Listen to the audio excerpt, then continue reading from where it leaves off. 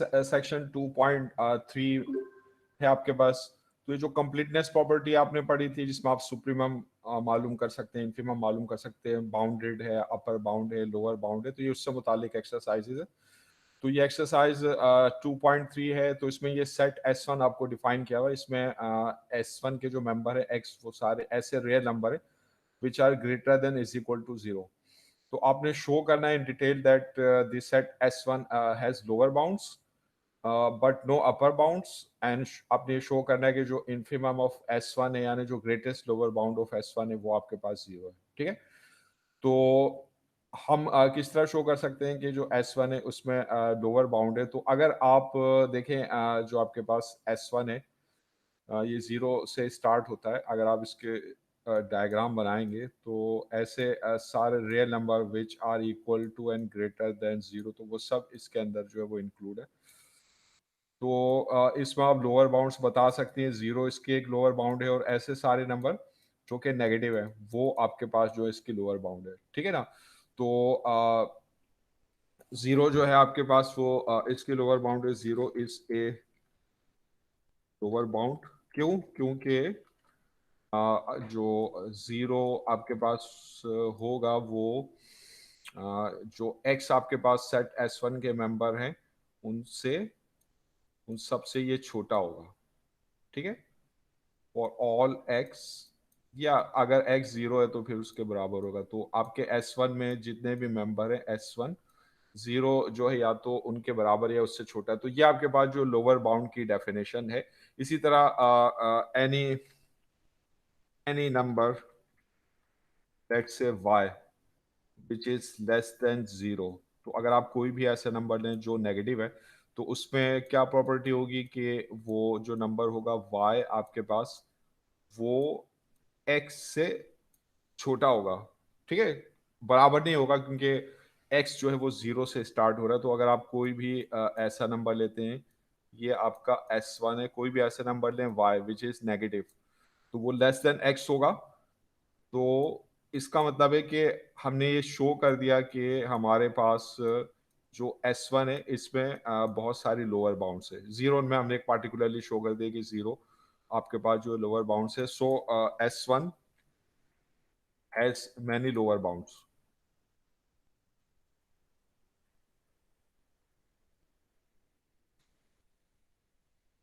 S1 has many lower bounds. ठीक है ना। ये तो पहला काम हमने शो किया।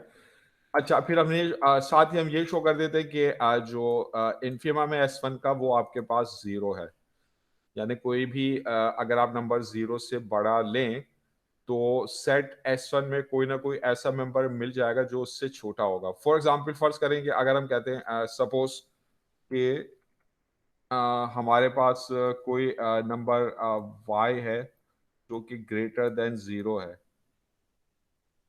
और ये जो आपके पास y है आपके पास, एंड ये जो y है ये आपके पास जो है वो इन्फिमम है S1 का, यानी इसकी तमाम लोअर बाउंड्स में जो ग्रेटेस्ट है आपके पास वो y है। तो अगर मुझे शो करना है कि ये इन्फिमम नहीं है, तो मुझे कोई कॉन्ट्राडिक्शन जो है वो प्रोड्यूस करनी होगी, या मुझे कोई ऐसा मेंबर S1 का शो करना होगा जो S1 में हो और जो लेस देन y हो। अगर कोई ऐसा मेंबर मुझे मिल जाता है जो लेस देन y है, तो उसका मतलब है फिर y जो है वो ग्रेटेस्ट लोअर बाउंड या इन्फिमम नहीं होगा। ठीक है ना। तो हम किस तरह शो कर सकते हैं? तो देन अगर आप कोई भी ऐसा मेंबर आप शो कर सकते हैं, जैसे अगर आप y अपॉन 2 लें, तो अब ये जो y अपॉन 2 है आपके पास, क्योंकि y इज ग्रेटर देन 0, तो y अपॉन 2 जो होगा वो ग्रेटर देन 0 होगा। और जो डेफिनेशन है S1 की, उसके मुताबिक ऐसे सारे members which are equal to greater than 0 they are in S1। तो ये जो y अपॉन 2 है, क्या ये S1 में होगा? ये S1 में होगा, क्योंकि ये ग्रेटर देन 0 है। तो ये ग्रेटर देन 0 है, तो इसका मतलब क्या हुआ कि जो y अपॉन 2 है आपके पास, इट बिलोंग्स टू S1। ये S1 से बिलोंग करता है।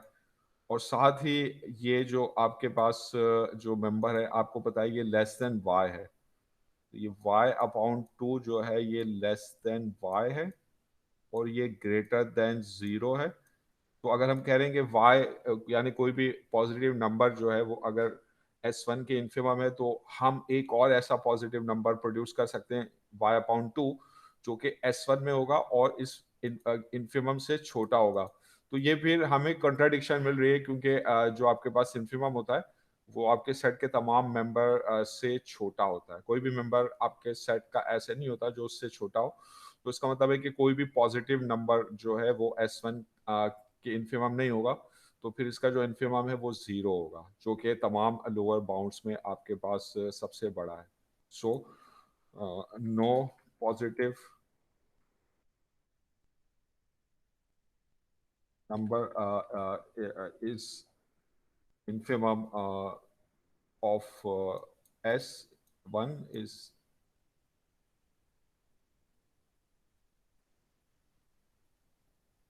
so as सर एक सवाल था कि एक सर जो लोअर बाउंड, जो एज हमें पता है कि जो 0 है आपके पास वो S1 के तमाम मेंबर से छोटा होगा, और या अगर खुद x0 है तो उसके बराबर होगा। तो इसका मतलब क्या हुआ? इसका मतलब ये हुआ कि जो आपके पास S1 की जो लोअर बाउंड है वो आपके पास जो है वो 0। तो ये एक तो ये चीज हमने शो कर दिया। अब आप पूछा, आपका सवाल क्या है? सर जो लोअर बाउंड की अपर बाउंड की जो वैल्यू आती है वो होल नंबर है। अभी तक जो आपने देखे सारे होल नंबर है, तो सर वो हमेशा जरूरी होल नहीं है, नंबर ही रहती है। वो जरूरी नहीं है। वो तो देखें जो गिवन सेट है ना उस पर डिपेंड करता है। अगर फर्ज करें एक्स आपको ये दे देता कि ऐसे सारे number which are greater than equal to 0.2, तो फिर आप मुझे बताएं अब इसकी इन्फिमम क्या होती? फिर सर इन्फिमम आपके पॉइंट पास टू क्या होती होती? 0.2 होती। ठीक है, तो वो जो भी आपको सेट दे रहा है ना उसकी जो डेफिनेशन है आपके पास उसके हिसाब से डिपेंड करेगी। अब यहाँ पे हम आमतौर पर नंबर इस तरह दे रहा है जो होल नंबर में, लेकिन ये जरूरी नहीं है। बात समझ में आ रही है? अच्छा, अब हमने और दूसरी चीज हमने क्या शो करनी है कि ये जो सेट है इसकी कोई अपर बाउंड नहीं है। तो क्या इस सेट की कोई अपर बाउंड है? नहीं सर नहीं है। नहीं है। तो अब किस तरह प्रूफ करें? तो हम फर्स्ट करें, हम कॉन्ट्राडिक्शन से प्रूफ करेंगे। हम सपोज कर लेंगे कोई अपर बाउंड है, तो फिर अगर हमें कोई कॉन्ट्राडिक्शन मिल जाती है तो इसका मतलब है there is no upper bound. ठीक है ना? तो नाउ सपोज अब हम फर्ज करते हैं कि फर्ज कर लें हमारा जो सेट है वो ऊपर से बाउंड है, और जो यू है वो उसकी जो है अपर बाउंड है। नाउ सपोज के आपके पास सपोज के S1 has a S1 has an upper bound.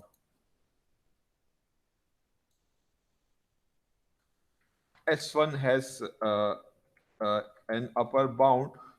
तो आपको पता है बाय कंप्लीटनेस प्रॉपर्टी, अगर किसी सेट की कोई नॉन एम्प्टी सेट की आपके पास अपर बाउंड हो तो फिर उसकी लीस्ट अपर बाउंड भी होगी, जिसको हम यू ले लेते हैं। तो देन यूजिंग कंप्लीटनेस प्रॉपर्टी, तो हम कंप्लीटनेस प्रॉपर्टी को अगर इस्तेमाल करें तो उसका मतलब है कि आपके पास जो S1 है, S1 has a least upper bound U, has has the least upper bound you. Least upper bound unique होती है आपके पास। लीस्ट अपर बाउंड उसको कह लें आप यू। ठीक है ना? तो उसका मतलब क्या है कि आपके पास फॉर ऑल एक्स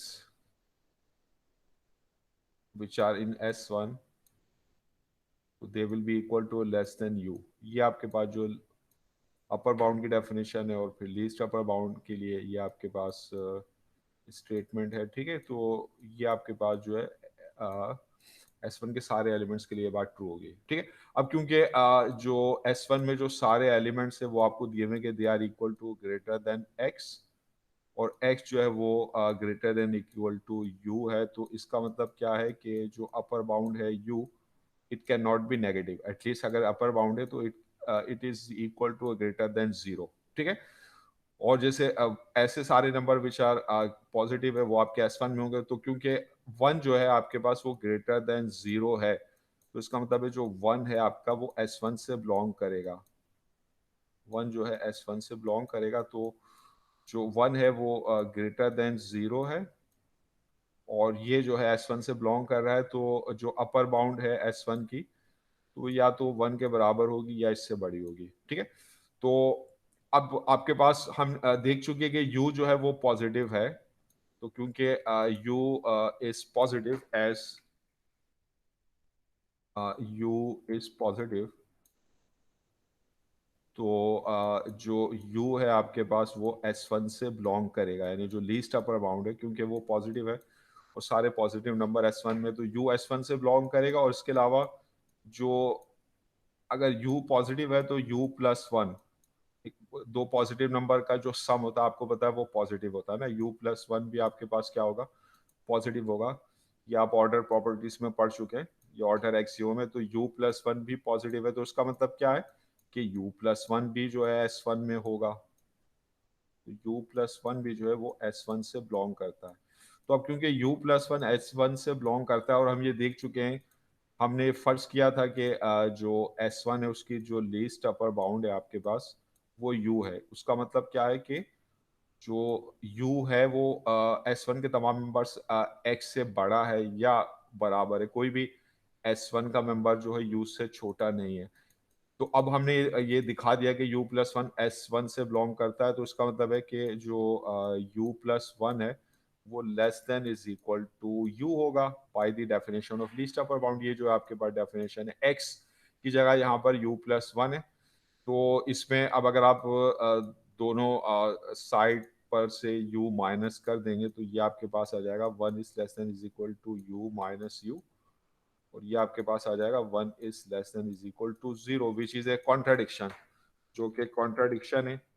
ये कॉन्ट्राडिक्शन आप यहाँ पे भी दिखा सकते हैं कि u plus one can not be less than u, क्योंकि बहुत u इज पॉजिटिव। तो इस तरह हमें जो है एक कॉन्ट्राडिक्शन मिल रही है। तो इस कॉन्ट्राडिक्शन से क्या साबित हो रहा है कि हमने जो सपोज किया था कि लीस्ट अपर बाउंड जो है वो S1 की मौजूद है या अपर बाउंड S1 की मौजूद है, तो दिस सपोजिशन इज रॉन्ग, तो there is no upper bound of S1, ठीक है। सो there is there is no upper bound of S1। तो जब भी आपको आप ये देख रहे हो कि भाई इसकी अपर बाउंड एग्जिस्ट नहीं करती है, तो आप सपोज कर लें एग्जिस्ट करती है और फिर उससे आप जो है कॉन्ट्रडिक्शन ड्राइव करके साबित हो जाएगा कि कोई अपर बाउंड नहीं है, ठीक है ना। तो इस तरीके से जो है ये आपका हो जाएगा। तो ये मैं ज्यादा आपको डिटेल से इसलिए करवा रहा हूँ ताकि आप अच्छी तरह समझ जाएंगे। इस तरह चीजें ऑब्वियस है, आप देखेंगे जो सेट है इसकी जो इन्फिमम है वो 0 है और it is not bounded from above, तो there is no upper bound. लेकिन अब आप इसको शो किस तरह करेंगे ना, इसको आप प्रूफ किस तरह करेंगे यूजिंग मैथमेटिकल लैंग्वेज, तो वो मैंने आपको दिखाया, तो आप उसको समझ लें, ठीक है। तो सेट की इन्फिमम है या नहीं है और अगर सुप्रीमम है या नहीं है, तो वो सेट की डेफिनेशन से वाजे हो जाता है। फिर आप उसको प्रूफ करते हैं, तो किस तरह आप डिटेल से प्रूफ करते हैं, तो ये आपने समझना है। समझ गया इसमें, या किसी को कोई प्रॉब्लम तो नहीं है? क्लियर है ये बात? जी क्लियर है। Yes sir.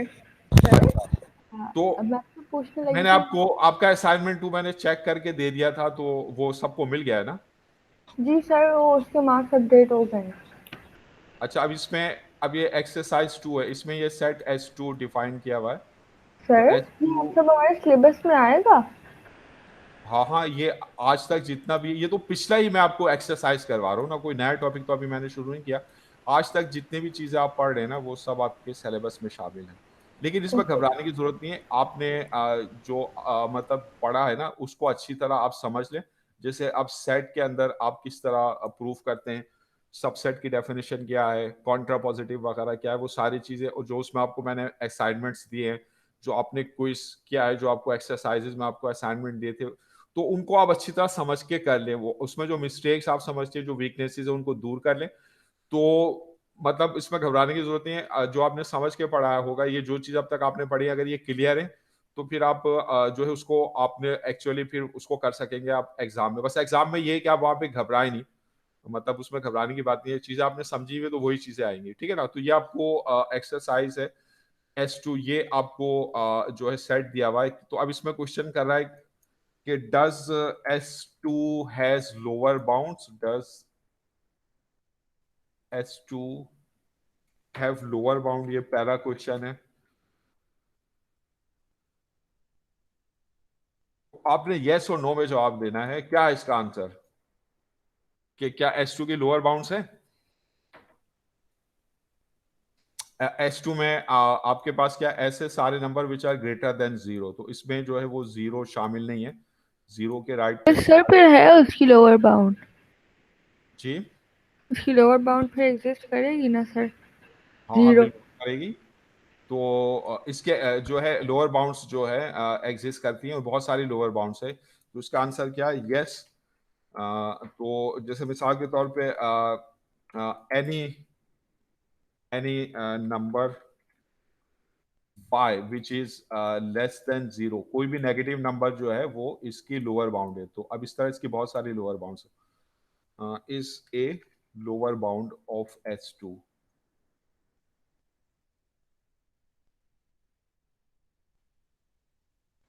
Is a lower bound of S2। ठीक है, तो कोई भी नेगेटिव नंबर आप इसमें ले लें, वो जो है S2 की लोअर बाउंड है। ठीक है, ये तो पहला क्वेश्चन है।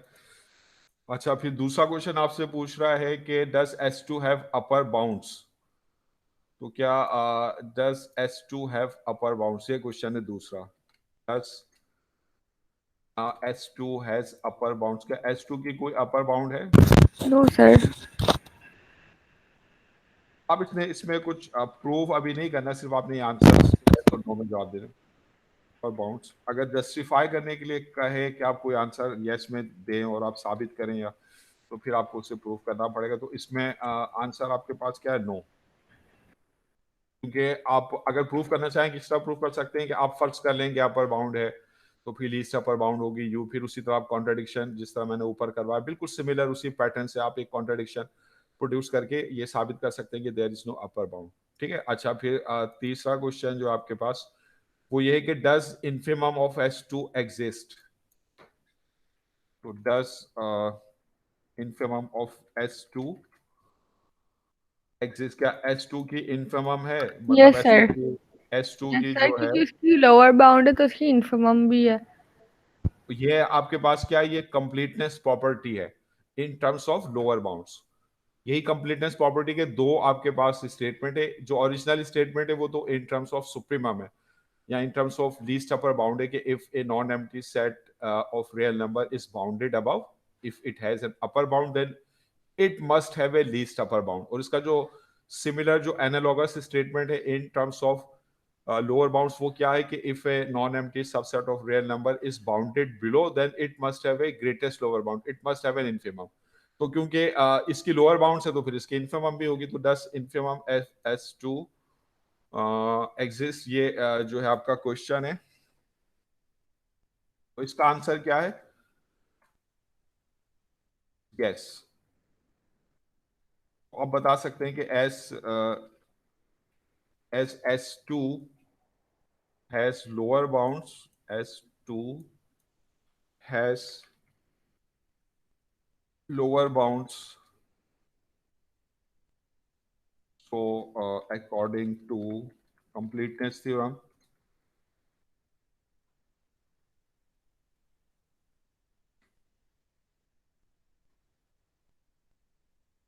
S2 must have infimum.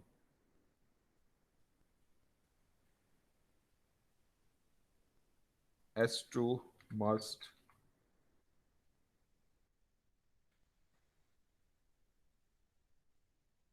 have infimum. ठीक है ना? तो ये आपके पास क्वेश्चन हो गया है, इसका आंसर। और फिर तीसरा आपके पास है कि does supremum of S2 exist।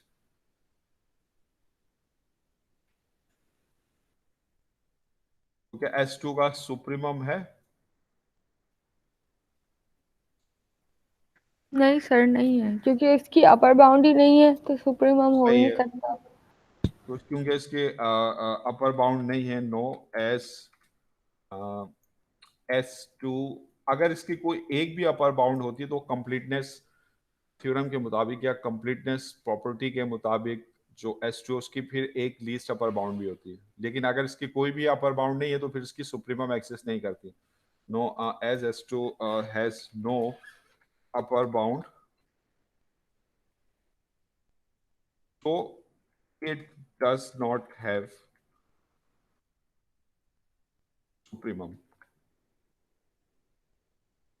ठीक है, तो ये आपकी एक्सरसाइज हो गई है। अच्छा, फिर आ जाए, फिर आपके पास जो है क्वेश्चन नंबर, अब इसमें हम करते हैं एक्सरसाइज जैसे 5 है, जैसे इसमें और एक्सरसाइज जैसे 3 आपके पास है, तो ये आप ट्राई करें। इसमें आपने एक सेट दिया हुआ है 1/n, नजर आ रही होगी एक्सरसाइज आपको। क्वेश्चन नंबर, ये एक्सरसाइज नजर आ रही है आपको?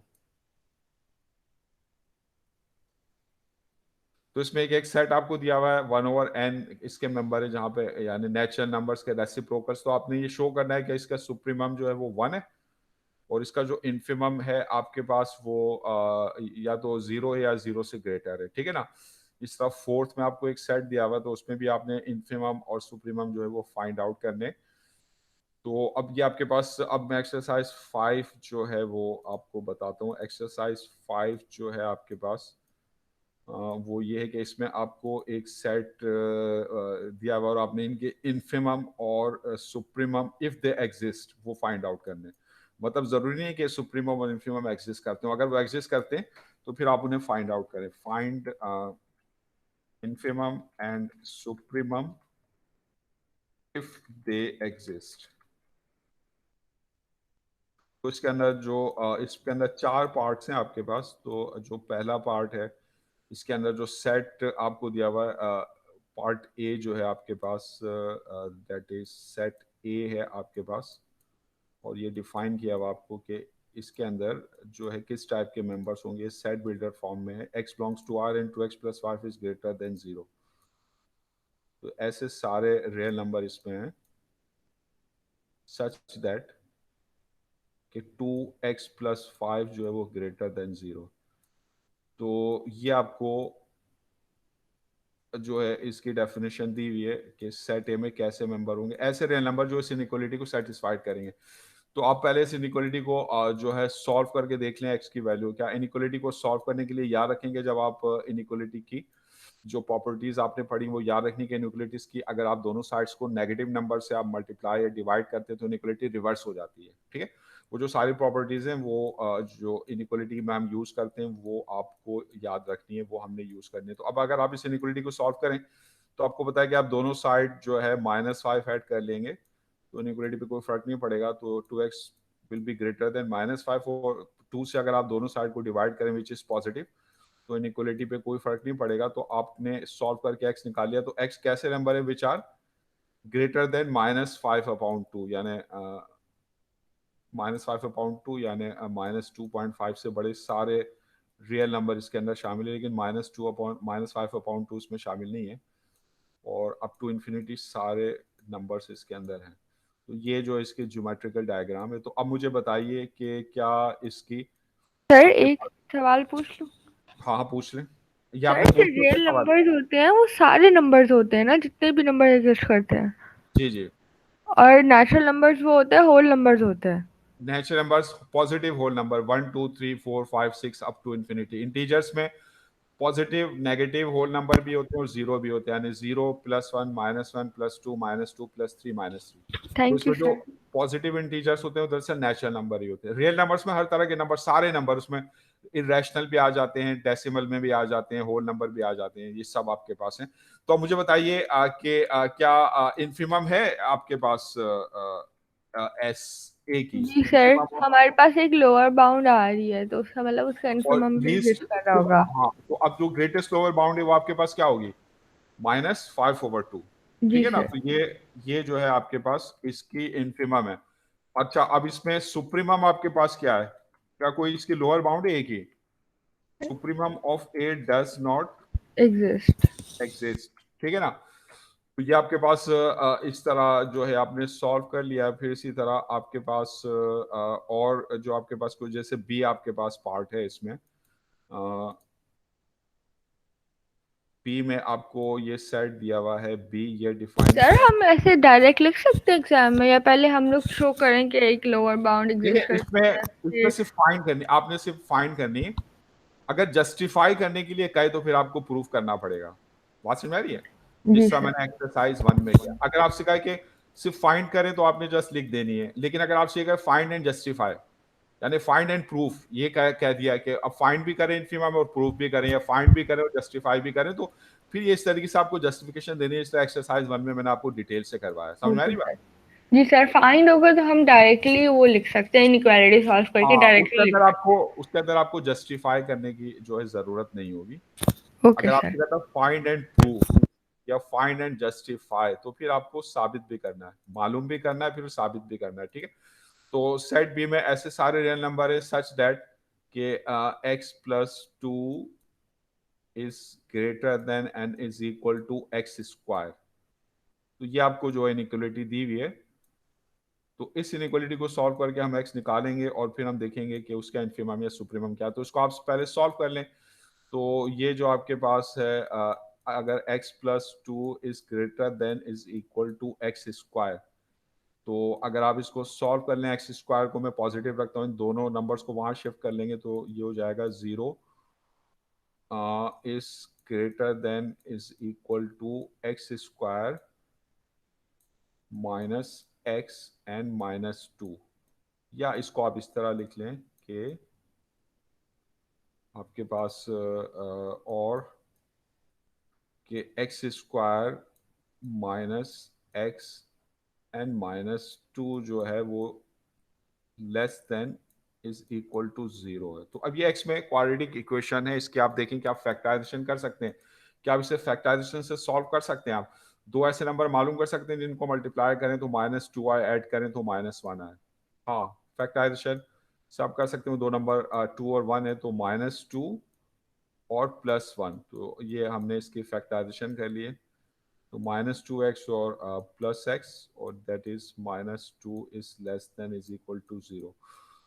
तो अब इसमें से x कॉमन ले लेंगे तो ये आपके पास आ जाएगा x माइनस टू, इसमें से प्लस वन कॉमन है, कुछ कॉमन नहीं है तो प्लस वन कॉमन ले लेंगे तो ये आ जाएगा x माइनस टू। ठीक है, तो फिर x माइनस टू कॉमन है तो ये आपके पास के फैक्टर्स आ जाएंगे, x माइनस टू और x प्लस वन। ठीक है, तो अब इसको किस तरह सॉल्व करते हैं? आप इसको सॉल्व करने का तरीका आपके पास क्या है कि जैसे अब एक्स माइनस टू कब जीरो होगा? जब एक्स टू हो। और एक्स प्लस वन कब जीरो होगा? जब एक्स माइनस वन हो। तो ये आपको दो नंबर्स मिल गए, माइनस वन एंड टू। तो आपकी जो पूरी रियल लाइन है ना, वो तीन हिस्सों में डिवाइड हो गई। एक तो ये आपके पास हिस्सा है माइनस वन से लेस है, एक between minus one and two है, और एक आपके पास जो है ग्रेटर देन टू है। ठीक है, तो अब इन तीनों हिस्सों में देखिए कहाँ पे ये जो इनइक्वलिटी है वो सेटिस्फाइड होगी।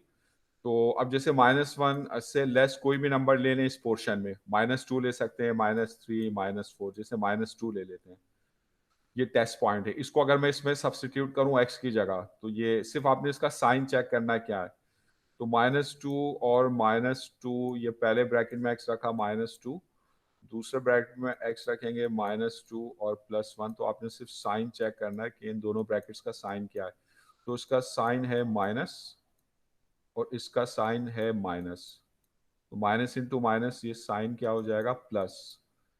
तो यहाँ पे ये जो पोर्शन है, इसमें अगर आप ये माइनस टू लें, इसका साइन प्लस है, तो क्योंकि आप चाहते हैं कि ये नेगेटिव हो, तो इसका मतलब है कि ये जो पोर्शन है ये आपकी इस इनइक्वालिटी को सेटिस्फाई नहीं करता, इस इनइक्वालिटी को। ठीक है, इक्वलिटी कब होगी? जब ये माइनस वन इसमें इंक्लूड कर देंगे, माइनस वन और माइनस टू, ये तो इक्वलिटी सर आएगी। लेकिन जो हमारे आंसर्स आएंगे वो ये आएंगे ना, x is less than equals to minus one और एक्स इज नहीं, लेस देन। ये दो ब्रैकेट्स का प्रोडक्ट कब नेगेटिव होता है?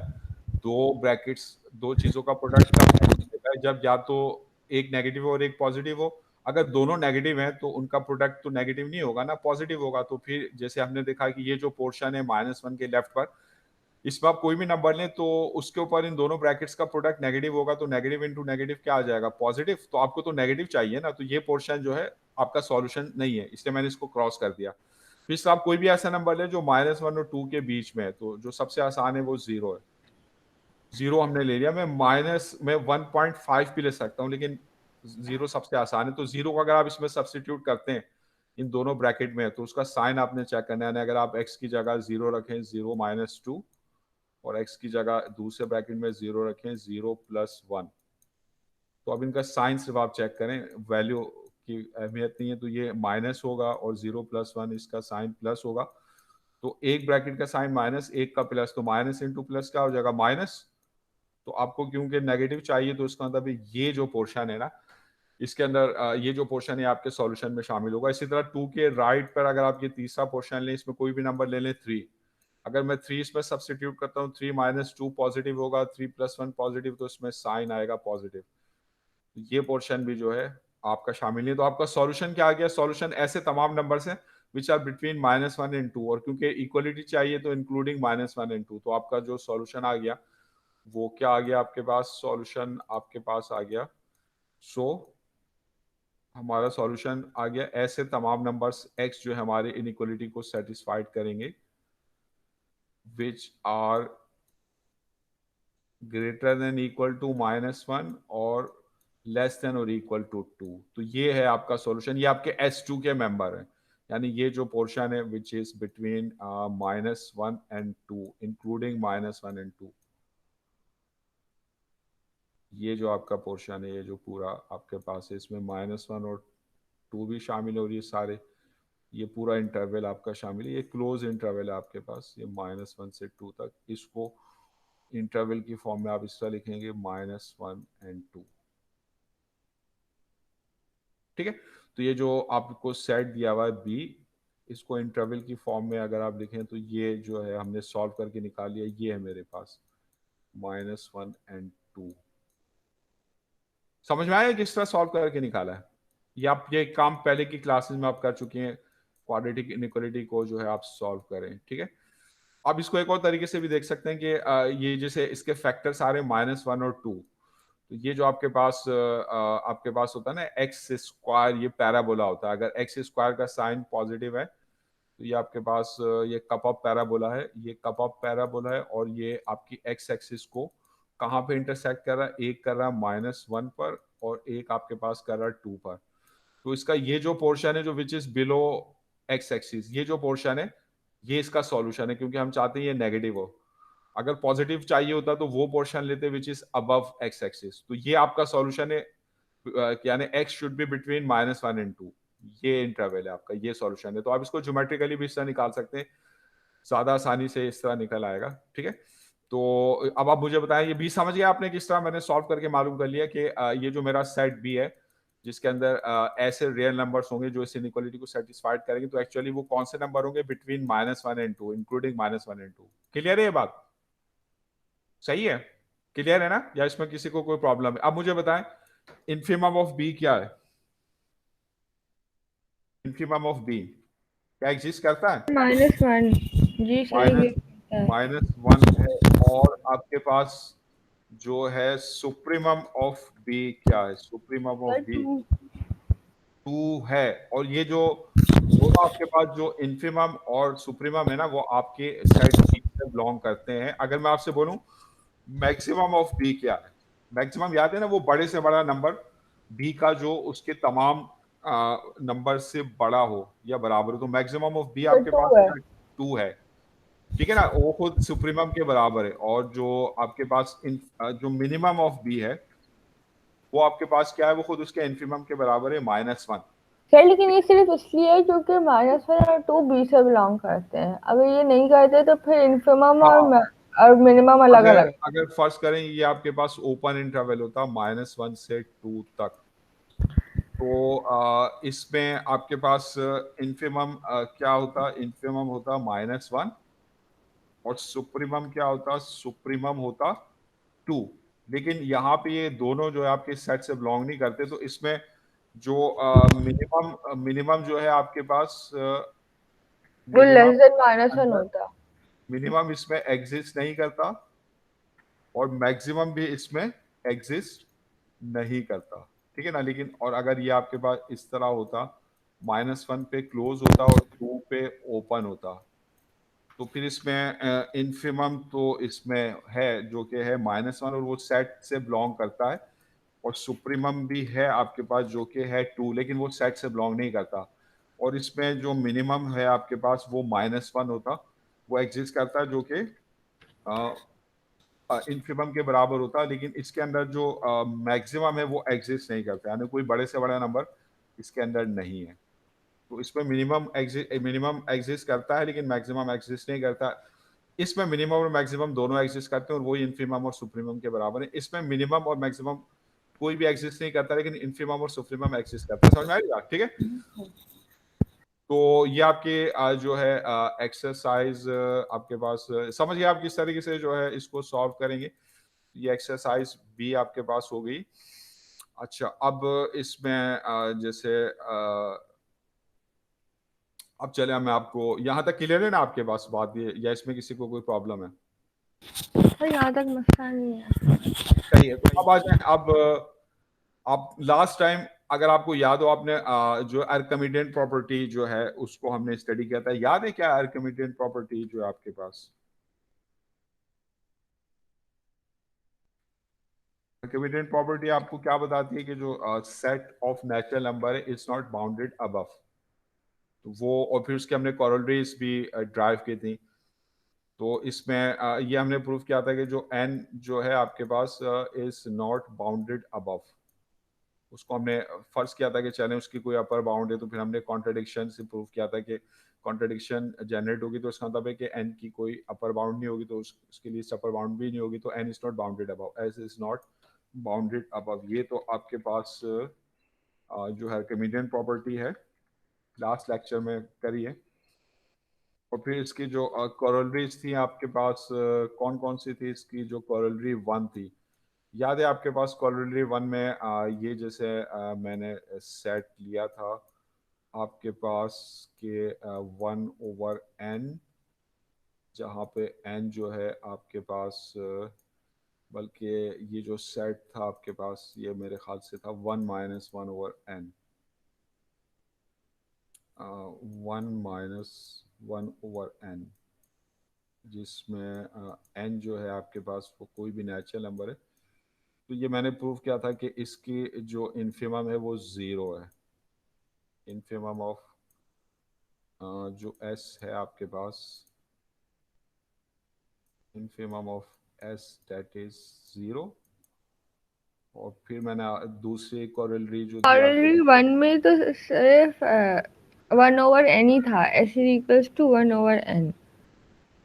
1/n, तो हमने क्या प्रूफ किया था इसकी जो, अच्छा 1/n ही था इसकी इन्फिमम जो है, इसकी जो इन्फिमम है वो 0, ये हमने प्रूफ किया था। और दूसरा आपके पास क्या था कि अगर आप t कोई भी पॉजिटिव रियल नंबर लें तो then there exist a natural number n such that कि उसका जो रेसिप्रोकल है आपके पास वो जो है ग्रेटर देन 0 होगा पॉजिटिव, और लेस देन t होगा।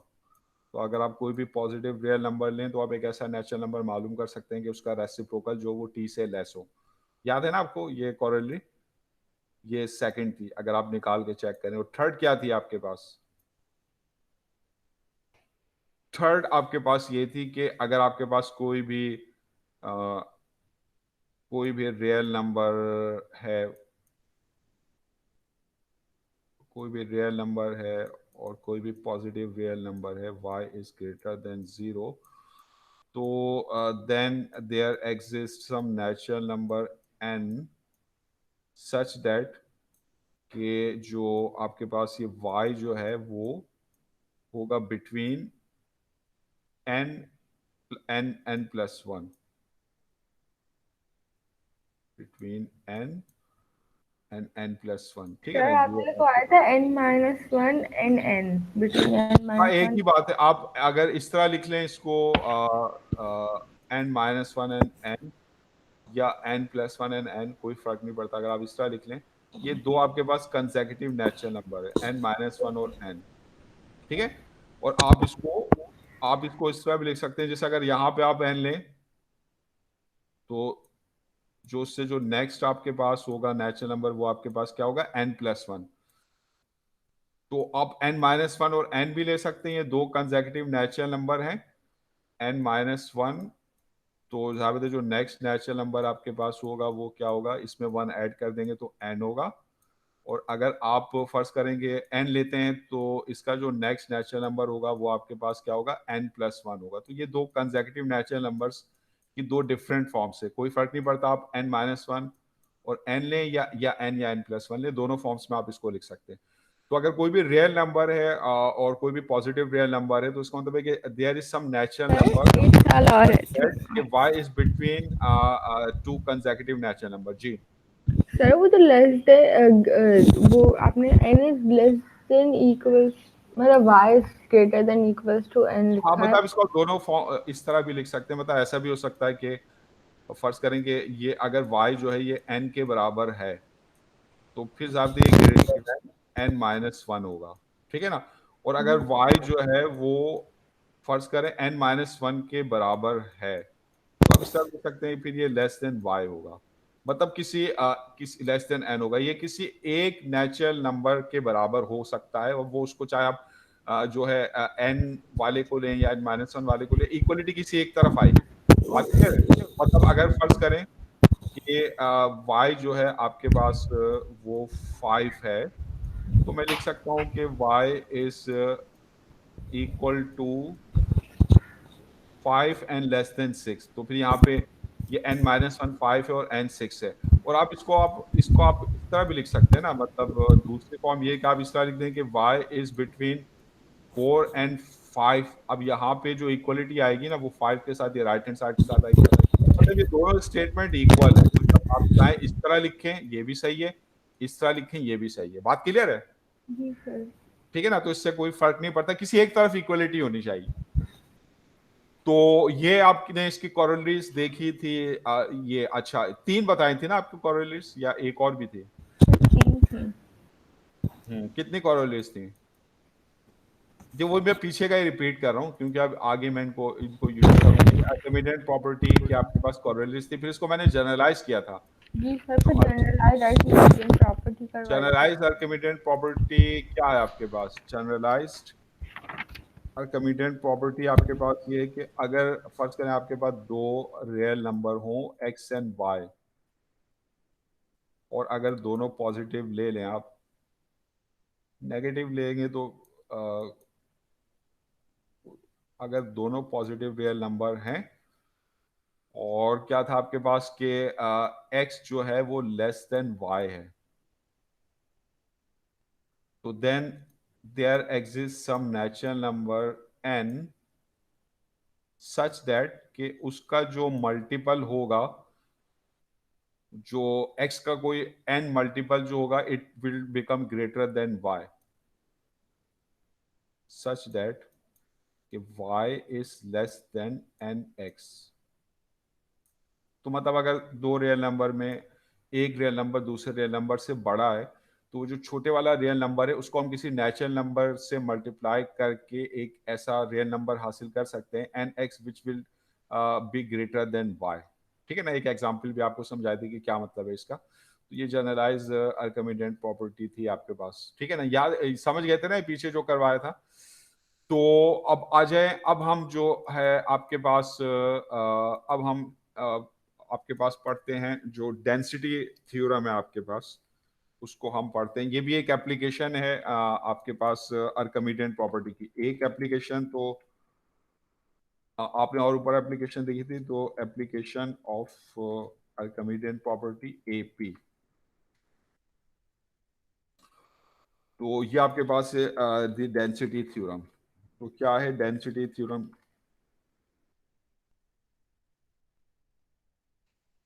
तो डेंसिटी थ्योरम फर्ज करें कि कोई भी आप दो रियल नंबर्स ले लें, कोई से भी दो रियल नंबर्स आप ले सकते हैं, जैसे एक आपके पास ए है आपके पास, और चलें एक्स और वाई की फॉर्म में ले लेते हैं हम। एक आपके पास एक्स है और एक आपके पास वाई, ये दो रियल नंबर हैं। तो क्या इन दो रियल नंबर के दरमियान मैं कोई रैशनल नंबर फाइंड आउट कर सकता हूँ, यानी कोई ऐसा रैशनल नंबर आर मुझको मिलेगा which is greater than x and less than y. हाँ ऐसा होगा, अगर आपको कोई भी दो रियल नंबर दे दिए जाएं तो you can find a rational number which is between x and y. यहाँ पे आर जो है आपके पास वो रैशनल नंबर है, ठीक है।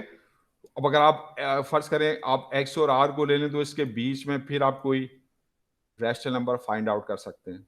अगर एक्स और इस नए रैशनल, क्योंकि रैशनल नंबर भी रियल होते हैं, अगर आप एक्स के साथ ये रियल नंबर ले लें तो again you can find a rational number between these to. और अगर आप एक्स के साथ ये नया रियल नंबर ले लें, again you can find a rational number between these two. तो given any two real numbers you can always find a rational number between these two real numbers. तो इस तरह से, तो ये समझ में आ रहा है इसका नाम हम क्यों कह रहे हैं डेंसिटी। जो हर दो रियल नंबर्स के दरमियान आप जो है एक रैशनल नंबर फाइंड आउट कर सकते हैं। तो हम कहते हैं जो रैशनल नंबर का सेट होता है ना वो डेंस होता है। रैशनल नंबर का set is dense in the set of real number. तो ये जो है इसका स्टेटमेंट है, इसको हम कहते हैं डेंसिटी थ्योरम के there is a rational number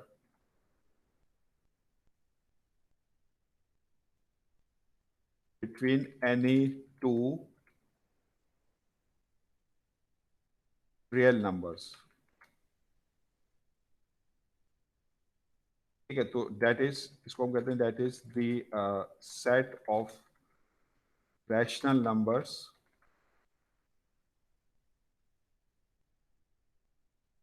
is dense in R in this set of real number.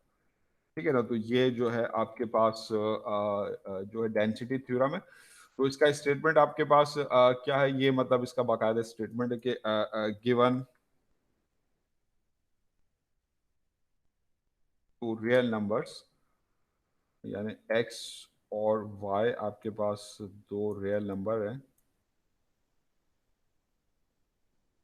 और x is less than y, तो then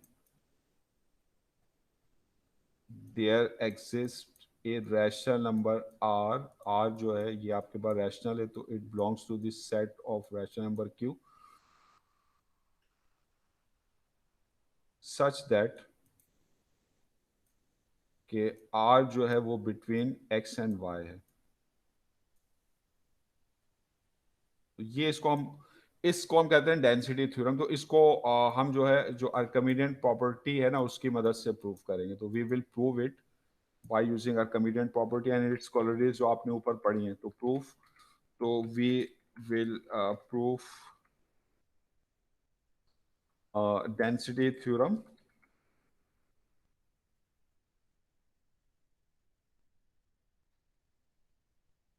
using Archimedean property and its corollaries।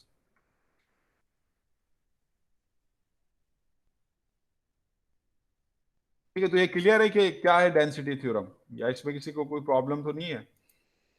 बताएं मुझे, क्लियर है या इसमें किसी को कोई प्रॉब्लम है? सर बेसिकली डेंसिटी थ्योरम यही है ना कि दो रियल नंबर्स के बीच में एक रैशनल नंबर एग्जिस्ट करता है। हाँ, हर दो रियल नंबर के बीच में एक रैशनल नंबर है। तो आप चाहे वो दो रियल नंबर आप कितने ही क्लोज ले लें, जैसे मैंने आपको समझाया कि आप जैसे एक्स और वाई लिया तो इसके बीच में कहीं ना कहीं पे कोई रियल नंबर है। अब अगर आप एक्स के साथ आप आर को ले लें वाई की जगह, तो अगेन एक्स और आर के बीच में कोई आपको जो है रैशनल नंबर मिल जाएगा। और अगर आप अगेन एक्स के साथ ये नया रैशनल नंबर ले लें वाई की जगह, तो अगेन एक्स और इसके बीच में कोई ना कोई रैशनल नंबर है। तो चाहे ये दो रियल नंबर आप कितने ही क्लोज लें, हमेशा आपको एक ऐसा रैशनल नंबर मिल जाएगा विच इज बिटवीन देम। यानी ये जो आपके पास इनइक्वालिटी है ना, ये हमेशा सेटिस्फाइड होगी, चाहे आप ये कितना ही ओके छोटा सर। डिस्टेंस ले लें। सही है, क्लियर है यहाँ तक बात, या इसमें कोई प्रॉब्लम है? जी सर क्लियर है। अच्छा, तो अब इसमें अब आज हम प्रूफ किस तरह करते हैं। हम इसमें अब देखें, आपको ये दिया हुआ है कि as x is less than y, या इसको आप इक्वलेंटली इस तरह भी लिख सकते हैं कि y is greater than x। तो इसका मतलब क्या है, अगर आपको याद हो जो आपने ऑर्डर प्रॉपर्टी आपने पढ़ी थी, तो उसके मुताबिक जो y माइनस एक्स होगा वो पॉजिटिव होगा, तो then y minus x will be positive. और जहाँ पे एक्स और वाई रियल नंबर है तो वाई माइनस एक्स भी एक रियल नंबर है। तो अब आप इसमें ये आर्किमिडियन प्रॉपर्टी की ये जो है मैं प्रॉपर्टी यूज कर रहा हूँ, ये कॉरोलरीज यूज कर रहा हूँ, ये वाली कौन सी, सेकंड वाली। सेकंड वाली क्या थी आपके पास, जो सेकंड वाली है वो ये है कि अगर आपके पास कोई भी रियल नंबर हो जिसको यहाँ पे मैंने टी से डिनोट किया है, तो आप एक ऐसा नेचुरल नंबर फाइंड आउट कर सकते हैं कि जिसका रेसिप्रोकल लेस देन टी हो। तो ये जो क्वालिटी है ना C2, इसको मैं यूज कर रहा हूँ यहाँ पर। यहाँ पे टी था, यहाँ पे टी की जगह y माइनस एक्स, ये टी का रोल प्ले कर रहा है। ये जो है it place the role of T. तो using C2 of Archimedean property, Archimedean property की कॉरिलेट टू, तो इसका मतलब क्या है कि there exist a natural number n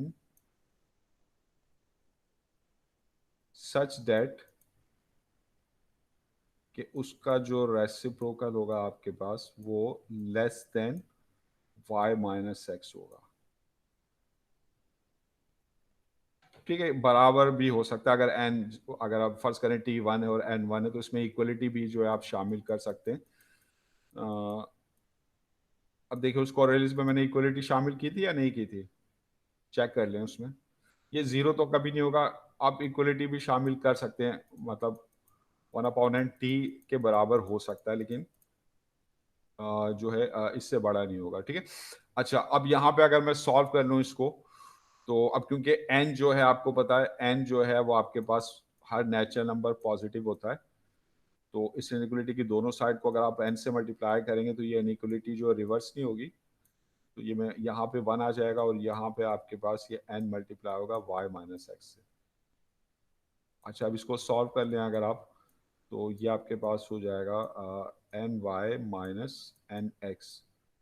और अगर आप एन एक्स को दोनों साइड ऐड करें, जो अलजेब्रिक प्रॉपर्टीज़ हैं रियल नंबर्स की, उनको मैं डायरेक्ट यूज़ कर रहा हूँ, तो फिर यहाँ से माइनस एन एक्स को अगर आप यहाँ पे शिफ्ट करेंगे तो ये आ जाएगा 1 plus n x is less than n y. ठीक है, अगर आप इक्वलिटी लेके चलेंगे तो फिर यहाँ पे जो है वो इक्वलिटी आ जाएगी।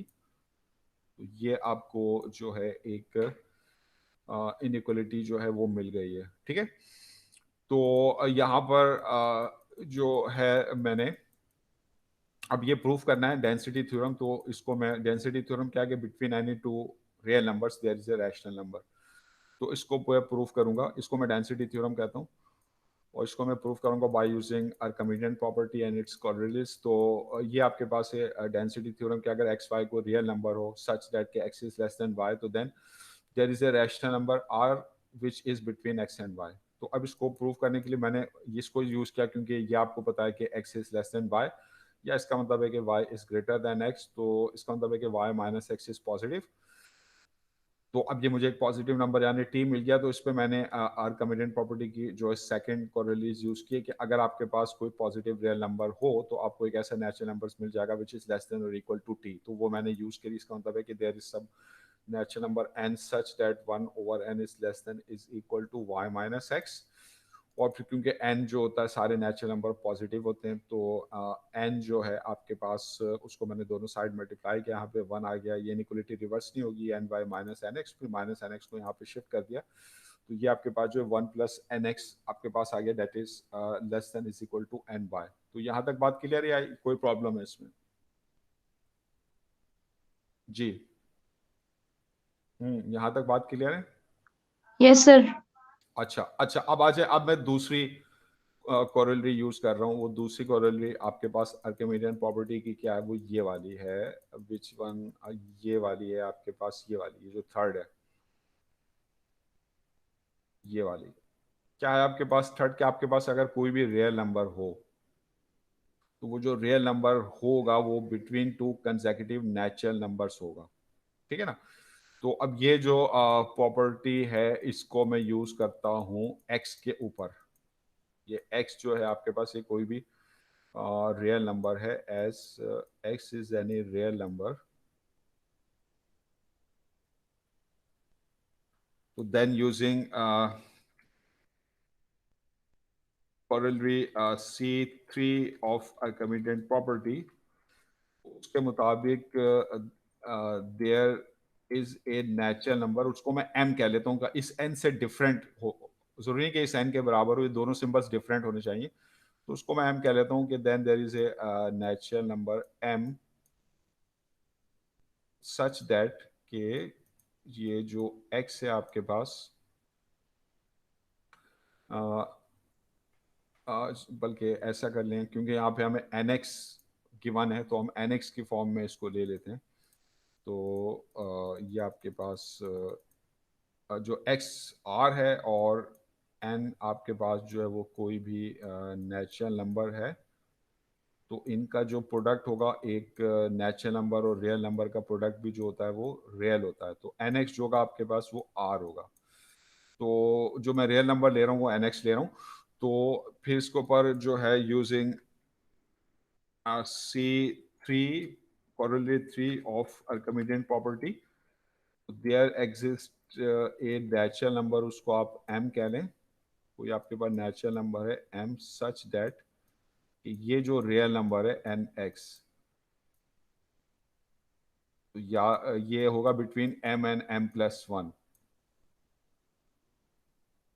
इक्वलिटी इस तरफ है तो यहाँ पे इनइक्वलिटी होगी, तो n x is between m and m+1। तो m और m+1 to consecutive natural number हैं, तो एन एक्स जो कि एक रियल नंबर है, ये आपके पास इन दो कंसेक्यूटिव रियल नंबर्स के बीच में होगा या किसी एक के बराबर होगा। मैंने लेफ्ट हैंड साइड पे इनइक्वलिटी ले ली, तो ये जो कोरोलरीज 3 है ना, ये मैंने इसमें यूज की है, जो मैंने आपको बताया ये वाली। तो इसमें ये कि मैंने आपको बताया कि आप इक्वलिटी इक्वलिटी कहीं पे भी ले सकते हैं, इससे कोई फर्क नहीं पड़ेगा, और आप n-1 n लें या n+1 लें, दो कंसेक्यूटिव नेचुरल नंबर है, किसी भी फॉर्म में आप ले सकते हैं। तो यहाँ तक बात क्लियर है या इसमें कोई प्रॉब्लम है? ये समझ गए ना, तीसरी कोरिलेज जो है मैंने यूज करी है, ठीक है।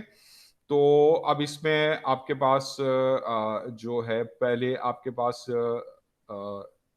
ये एक आपके पास ऊपर ये कोरिलेज है कि 1+nx is less than ny, ठीक है, और यहाँ पे m is less then nx and less then m+1। तो अब हम इनको जो कंबाइन करके ना, हम किसी तरीके से हमने किस फॉर्म में लाना है, इनको कंबाइन करके हमने इस फॉर्म में लाना है कि एक तरफ nx हो और एक तरफ जो है आपके पास ny हो, ठीक है ना। तो ये ny तो है हमारे पास, ये nx है, तो अब ये इनइक्वालिटीज को कंबाइन करके जो है हम ये जो इसकी फॉर्म हासिल करते हैं। तो अब इसमें सबसे पहले आप देख लें कि जो आपके पास 1+ जो nx है आपके पास वो लेस देन m है, और पहले ये वाली देख ले, nx is equal to and greater than m, ठीक है ना। तो इसको इससे कंपेयर करने के लिए इसमें अगर मैं 1 ऐड कर दूं, तो जो 1+nx होगा आपके पास, तो ऑब्वियसली ये भी जो है आपके पास ये ग्रेटर देन m होगा, ठीक है। अगर nx is greater than equal to m, तो इसमें अगर आप 1 ऐड कर दें तो 1+nx will be greater than m, ठीक है ना। तो एक तो आपके पास जो है ये चीज आ गई।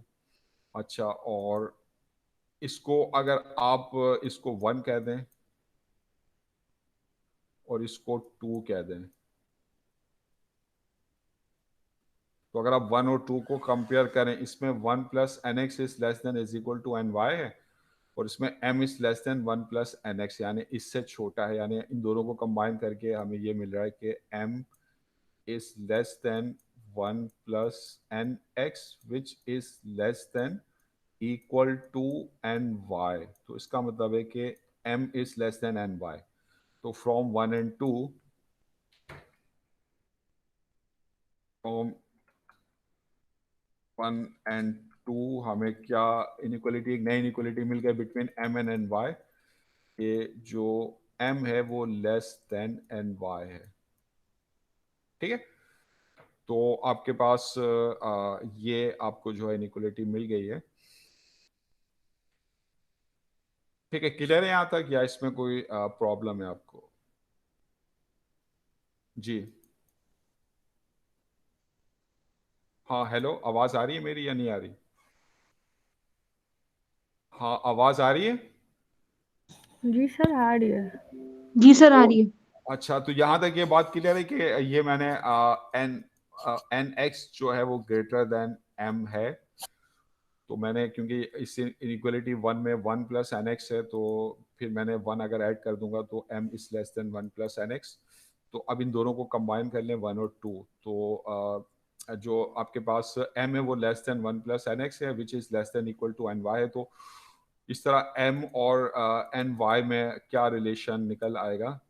ये रिलेशन निकल आएगा कि m is less than n y. ठीक है ना? तो अब इसका मतलब है कि हमारे पास ये जो आपके पास रिलेशन था, आपके पास के एन एक्स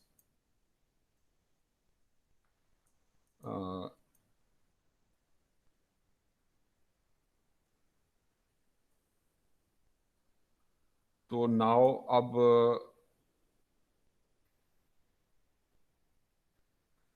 ये आपके पास है कि जो आपके पास